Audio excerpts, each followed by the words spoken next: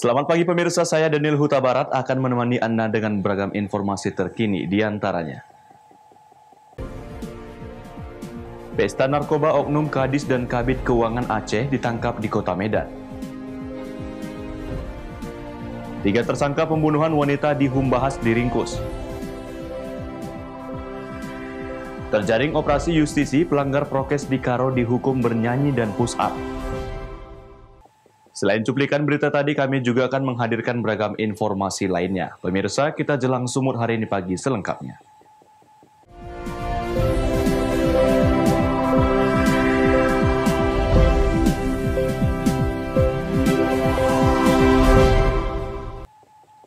Kita ke informasi pertama, pemirsa. Satuan Narkoba Polrestabes Medan mengamankan 3 oknum pegawai negeri sipil, diantaranya oknum Kadis Perindak, Kabak Keuangan dan staf Sekda, Kabupaten Aceh Tenggara, Aceh, usai menggelar pesta narkoba di salah satu hiburan malam di Medan.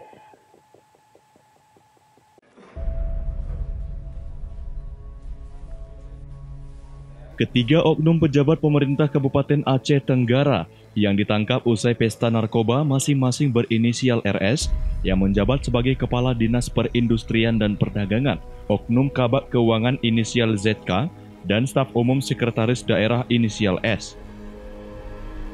Selain 3 oknum pejabat negara tersebut, petugas juga mengamankan 3 tersangka lain yang merupakan rekan kerja para tersangka. Dari penangkapan ke-6 tersangka, petugas berhasil menyita barang bukti 1 butir pil ekstasi. Kapolrestabes Medan Kombes Pol Riko Sunarko dalam keterangan resminya mengatakan, ketiga pejabat Pemkab Aceh Tenggara bersama 3 tersangka lain ditangkap di Jalan Darussalam Medan. Awalnya petugas mengamankan 8 orang, 2 diantaranya adalah wanita. Setelah dilakukan tes urin, 6 tersangka dinyatakan positif mengkonsumsi narkoba. TKP penangkapan di depan salah satu hotel GK di Kota Medan. Anggota melakukan penindakan terhadap 8 orang tersebut. Ada 6 orang laki-laki dan 2 orang perempuan. Dari hasil pemeriksaan dan penggeledahan ditemukan 1 butir pil ekstasi. Di sini kita tidak bisa tunjukkan karena kita harus bawa ke lapor, dan dari lapor sudah ada hasilnya. Dengar sendiri, mereka adalah warga Kota Aceh Tenggara ya. Warga Aceh Tenggara kesini ke Kota Medan dalam rangka menjenguk Ibu Bupati, istri Bupati atau Ibu Bupati Pak? Istri Bupati. Kepada petugas, ke-6 tersangka mengaku baru keluar dari salah satu lokasi hiburan malam di Jalan Imam Bonjol, Medan. Mereka juga mengaku datang ke Kota Medan untuk menjenguk istri Bupati yang dirawat di RS di Medan karena penyakit jantung. Wahyu Pratama melaporkan untuk Evarina TV. Pemirsa, hujan deras yang melanda Kota Medan semalaman membuat ratusan rumah yang berada di Gang Merdeka, Kelurahan Semati, terendam banjir hingga sepinggang orang dewasa. Salah satu penyebab terjadinya banjir ini karena pendangkalan di sungai dan banyaknya sampah.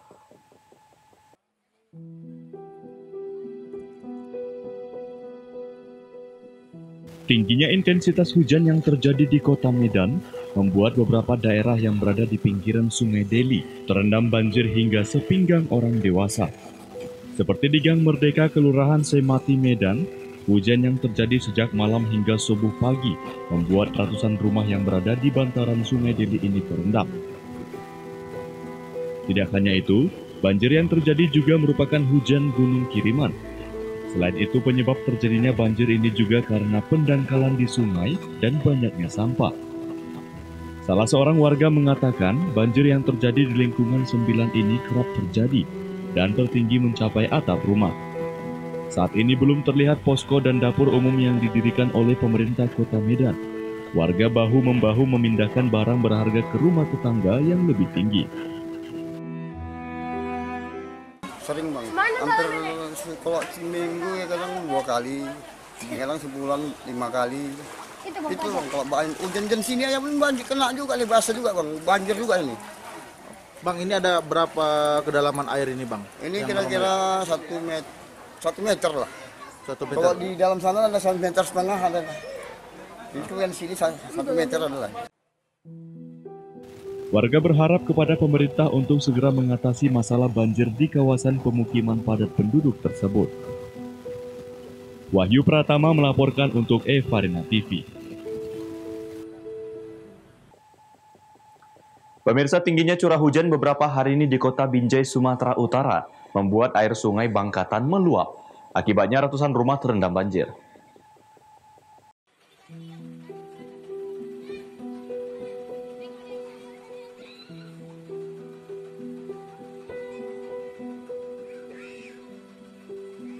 Tingginya curah hujan yang terjadi beberapa hari ini di kota Binjai membuat air sungai Bangkatan meluap. Akibatnya, ratusan rumah warga yang berada di bantaran sungai kebanjiran. Banjir sendiri terjadi akibat hujan yang terus turun dari malam hingga pagi hari. Air mulai masuk ke rumah warga sekitar pukul 1 dini hari. Warga juga terpaksa mengungsi ke tempat yang lebih tinggi. Hingga saat ini warga dibantu anggota Brimob Polda Sumatera Utara masih melakukan evakuasi barang berharga milik mereka. Apa yang dibantu warga nih, Pak? Nah, tadi yang pertama adalah orangnya dulu dari evakuasi, ya sudah habis evakuasi, baru nanti barang-barang ini, ya barang-barang yang kita selamatkan. Ini berapa rumah nih, Pak? Waduh, banyak nih, banyak. Belum terdata, Pak. Warga pun terpaksa mengungsi dan hanya orang tua yang tinggal di dalam rumah. Anggota BPBD yang turun ke lokasi pun harus mengevakuasi para lansia dengan perahu karet.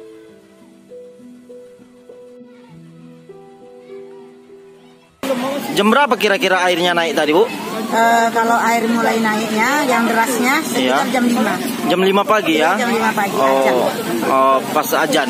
Jadi pada saat itu masyarakat bagaimana, Bu? Udah masyarakatnya udah pada keluar semua karena airnya udah masuk dalam rumah. Ya. Jadi sebagian udah ke pasar, yang sebagian lagi masih di rumahnya. Data dari BPBD Kota Binjai, ada 2 kecamatan yang terendam banjir, yaitu Kecamatan Binjai Selatan sebanyak 294 rumah, dan Kecamatan Binjai Kota sebanyak 553 rumah. Hingga saat ini tidak ada korban jiwa akibat banjir tersebut. Wahyu Pratama melaporkan untuk Evarina TV.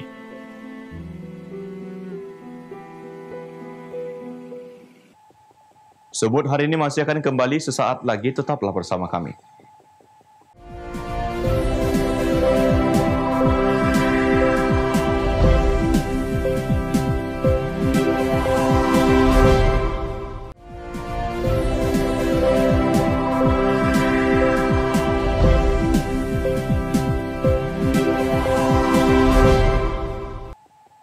Terima kasih masih bersama kami.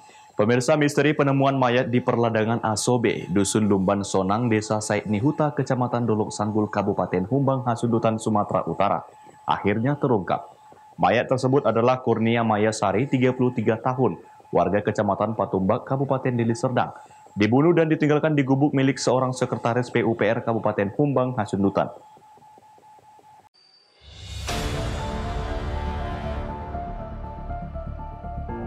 Polres Humbang Hasundutan yang bekerja sama dengan Subbit 3 Ditreskrimum Polda Sumatera Utara berhasil menangkap ketiga pelaku pembunuhan tersebut di Kecamatan Medan Amplas, Kota Medan. Kini mereka sudah diamankan di Mapolres Humbang Hasundutan dan salah satu pelakunya merupakan seorang perempuan. 3 orang tersangka tersebut adalah inisial B, 30 tahun, DS 25 tahun, dan YP 32 tahun. Kasat Reskrim Polres Humbang Hasundutan AKP JH Tarigan mengatakan, ketiga tersangka pembunuhan merupakan pekerja yang diupah oleh pemilik ladang tersebut. Mereka bekerja di sana sekitar 3 minggu, sedangkan korban selama ini tinggal di Patumbak. Salah satu tersangka berinisial DS memiliki hubungan dengan korban melalui media sosial. Setelah semakin akrab, DS membujuk korban untuk datang ke perladangan tempat ketiganya bekerja, yang kemudian dituruti korban. Setelah sampai di lokasi itu, korban ternyata tidak betah sehingga menyampaikan keinginannya untuk pulang. Namun tersangka DS menolak permintaan korban dengan alasan tidak memiliki uang untuk diberikan sebagai ongkos. Korban terus meminta untuk pulang, akhirnya ketiga tersangka mulai jengkel dan melakukan penyekapan terhadap korban di dalam gubuk selama 3 hari. Dalam kurun 3 hari, korban sempat disetubuhi tersangka DS dan disaksikan oleh tersangka B. Pada hari ketiga, korban mulai berteriak meminta pertolongan. Karena kesal, ketiga tersangka menghabisi nyawa korban. Korban dibunuh dengan cara dipukuli terlebih dahulu oleh tersangka DS. Sementara rekannya B memegangi tubuh korban agar tidak merontak. DS kembali membacok kening korban sebanyak 3 kali menggunakan sebilah parang yang ada di gubuk tersebut. Ketiga tersangka melarikan diri dengan mengendarai sepeda motor dan berhasil tiba di kota Medan.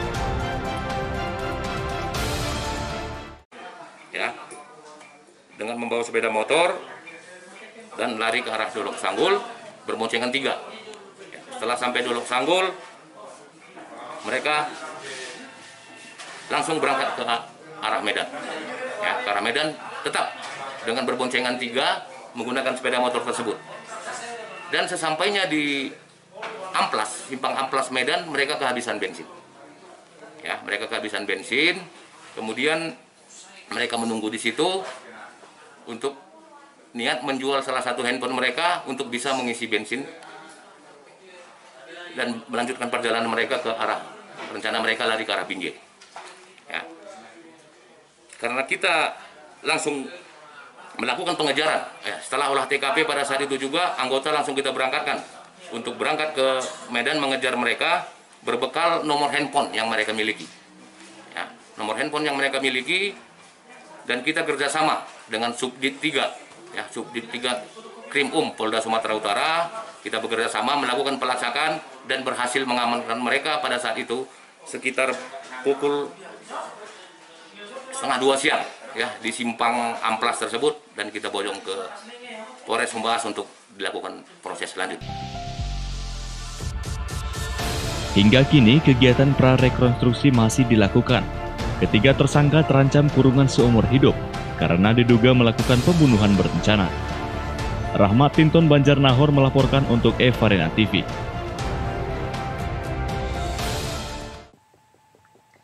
Pemirsa tidak terima karena hanya surat keterangan yang diberikan petugas. Seorang warga diduga calo membuat keonaran di kantor Dinas Kependudukan dan Pencatatan Sipil Kabupaten Nias.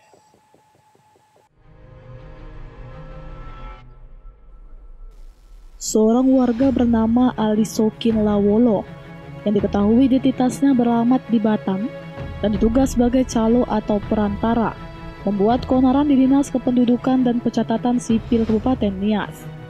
Hal ini berawal karena pelaku tidak terima petugas hanya memberikan surat keterangan pengganti KTP terkait KTP yang sedang diurusnya.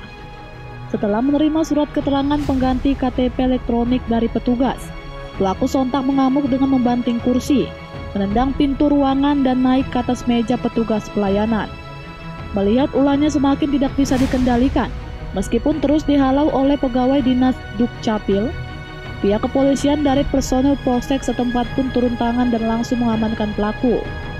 Akibat keonaran yang dilakukan oleh pelaku, sejumlah kursi dan meja mengalami kerusakan, dan kerugian ditaksir mencapai jutaan rupiah. Kepala Dinas Kependudukan dan Pencatatan Sipil Kabupaten Nias, Bartahani Matondang, mengatakan pihaknya bersedia menerima permintaan maaf dari terduga pelaku bila mana pelaku meminta maaf dan menyadari kesalahan yang dilakukannya. Pihak kepolisian Resort Nias AKBP Wawan Iriawan mengatakan keributan yang telah terjadi di Dinas Dukcapil Kabupaten Nias tersebut sedang ditindaklanjuti dan terduga pelaku telah diamankan ke Polsek Gibo. Sudah kita berikan surat keterangan karena posisi belangko kita sedang kosong. Dan yang bersangkutan sudah menerima surat keterangan dimaksud, bahkan memperbanyaknya, lalu kita stempel basah. Tapi berselang beberapa menit, yang bersangkutan tiba-tiba saja melakukan keributan dengan membalikkan meja, melempar kursi, menendang pintu ruangan salah satu bidang, dan terakhir yang paling anarkis adalah naik ke meja pelayanan. Sudah ditindaklanjuti dan itu sudah dari tersangka yang diduga tersangka itu sudah diamankan di Polsek Gide. Awalnya dia meminta bahwa dari Dikcapil itu, Dinas Capil, untuk mempercepat pelayanan kebutuhan KTP. Karena prosesnya masih menunggu, oleh karena itu dari yang diduga tersangka itu mengamuk sampai merusak meja dan kursi. Augomano Zega melaporkan untuk Evarina TV. Kita akan informasi lainnya, pemirsa. Anjloknya harga bawang merah di Desa Silalahi, Kecamatan Silahi Sabungan, Kabupaten Dairi, Sumatera Utara, sejak beberapa bulan terakhir mengakibatkan petani mengalami kerugian.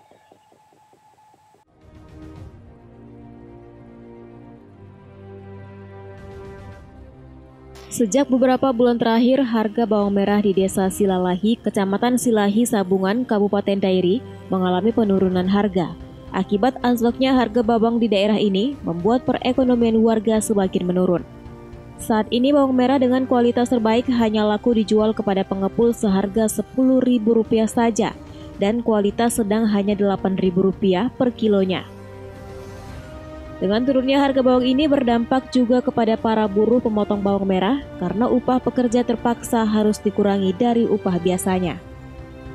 Petani bawang berharap adanya perhatian dari pemerintah untuk membantu para petani bawang seperti bantuan bibit maupun ketetapan harga. Karena turunnya harga bawang juga membuat para petani semakin kesulitan ekonomi di tengah pandemi COVID-19 yang saat ini masih belum berakhir.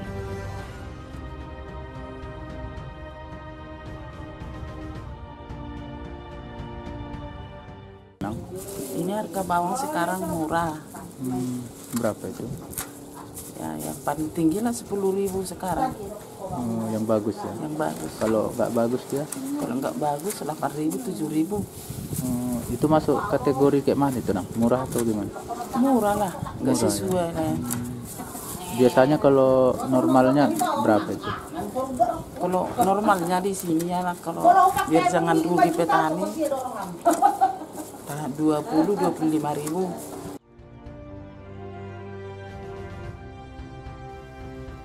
Seperti diketahui, Kecamatan Silahi Sabungan merupakan salah satu daerah dengan penduduk bersumber penghasilan mayoritas dari komoditas bawang merah sejak puluhan tahun lalu hingga saat ini.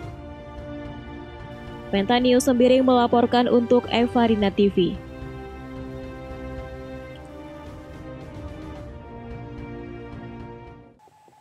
Sumut hari ini masih akan kembali sesaat lagi, tetaplah bersama kami.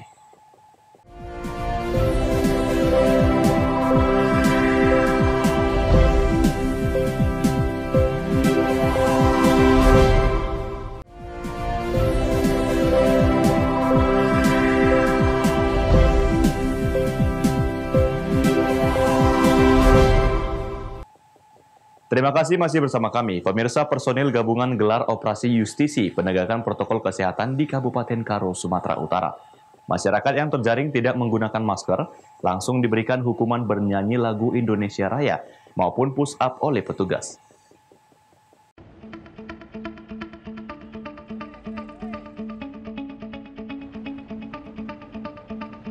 Pasca diterbitkannya Peraturan Bupati Nomor 46 Tahun 2020 mengenai protokol kesehatan, Pemkab Karo bersama dengan tim gugus tugas percepatan penanganan COVID-19 Kabupaten Karo menggelar operasi justisi protokol kesehatan di Kecamatan Kabanjahe, Kabupaten Karo. Dalam kesempatan ini, petugas gabungan dari Polres dan Satpol PP Tanah Karo melakukan razia masker di beberapa titik. Dalam operasi tersebut masih banyak masyarakat yang terjaring tidak menggunakan masker. Mulai dari pejalan kaki, pengendara roda 2, roda 4, dan bus angkutan umum. Akibatnya banyak masyarakat yang mendapat sanksi disiplin, diantaranya dihukum dengan menyanyikan lagu Indonesia Raya dan menyebutkan butir-butir Pancasila hingga push up. Menurut perwira pengendali operasi justisi, tujuan digelarnya kegiatan ini adalah sebagai sosialisasi kepada masyarakat untuk menerapkan protokol kesehatan, mulai dari menggunakan masker, menjaga jarak, dan rajin mencuci tangan, agar dapat segera memutus mata rantai penyebaran COVID-19. Tadi pagi ada juga, dari unsur TNI, Polri, dan Satpol PP juga sudah terhubungan. Jadi untuk sesi kedua ini, siang mulai dari jam 14 sampai selesai nanti, dari Polri, Satpol PP. Pak, tadi kita melaksanakan tugas untuk mengimbau masyarakat menggunakan masker itu, Pak. Iya. Mengimbau masyarakat untuk menggunakan masker. Dan apabila tidak, yang kita lihat ini Pak, ada nggak tindakan kita yang tidak menggunakan masker tadi Pak? Tindakan yang kita berikan berupa tindakan tindakan disiplin, berupa penghormatan lah, atau menyanyikan lagu Indonesia Raya. Kita memperingati dia, di situ bagi masyarakat yang tidak memiliki masker, kita juga membagikan masker. Selain diberikan sanksi, masyarakat yang tidak menggunakan masker langsung diberikan masker untuk dipakai. Dan rencananya operasi justisi protokol kesehatan ini akan terus dilakukan setiap harinya, agar masyarakat memahami pentingnya protokol kesehatan. Chandra Bukit melaporkan untuk Evarina TV. Pemirsa, permintaan ikan hias di sentra budidaya di kawasan Lorong Damai, Kelurahan Dua Hilir, Kota Palembang, meningkat tajam di masa pandemi. Sejak bulan April, permintaan melonjak 2 kali lipat dibandingkan masa sebelum pandemi. Koleksi ikan hias dari kawasan ini dipasarkan hingga ke Jambi dan Lampung. Pembudidaya ikan hias di kawasan Lorong Damai, Kelurahan Dua Hilir, Kecamatan Ilir Timur 2, Kota Palembang, meraup untung di masa pandemi karena permintaan ikan hias meningkat tajam. Pembudidaya ikan hias bernama Andi menjelaskan, peningkatan penjualan ikan hias terjadi sejak awal bulan April. Saat ini angka penjualan per bulan mencapai 40 hingga 50 ribu ekor, meningkat jauh dari masa sebelum pandemi dengan angka penjualan sekitar 15 hingga 20 ribu ekor per bulan. Meningkat ya Mas? Meningkat pesat malah. Seperti apa Mas peningkatannya? Sampai 80%. 80% biasa, tidak kayak seperti biasanya kan. Biasanya lumayan lah standar, ini jauh lebih meningkat. Apa yang menyebabkan mereka penjualan ini meningkat Mas? Mungkin karena ke ikan dari lokalnya tidak bisa kirim ke luar negeri.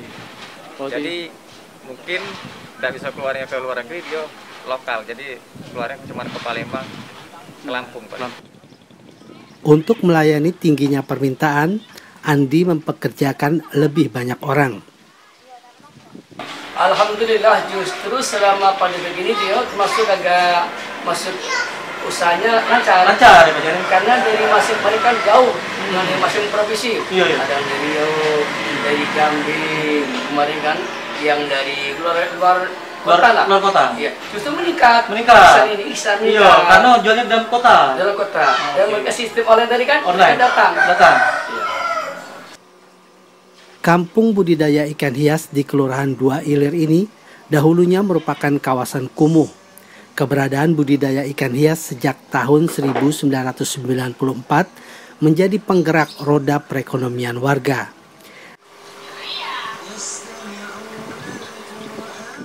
Dari Palembang, Sumatera Selatan, Evan Ervani, Kantor Berita Antara, mewartakan. Pemirsa, demikianlah rangkaian informasi dalam Sumut hari ini pagi. Saya Daniel Huta Barat, mewakili kerabat kerja yang bertugas, pamit undur diri. Terima kasih atas kebersamaan Anda dan sampai jumpa.